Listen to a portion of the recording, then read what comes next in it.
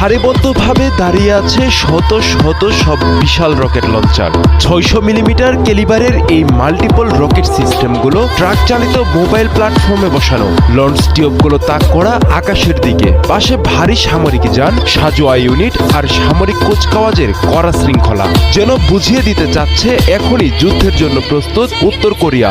মঞ্চে দাঁড়িয়ে অভিবাদন গ্রহণ করছেন কিম জং উন, যিনি পরিচিত রকেটম্যান হিসেবে। পুরো দৃশ্যটি যেন একটি শক্তি প্রদর্শনের মহড়া। বন্ধু ইরান যখন বিপদে, তখন কি এভাবেই বার্তা দিতে চাইল পিয়ংইয়ং? এর মাধ্যমে স্পষ্টতই হুমকির মুখে পড়তে যাচ্ছে দক্ষিণ কোরিয়ার মার্কিন ঘাঁটিগুলো।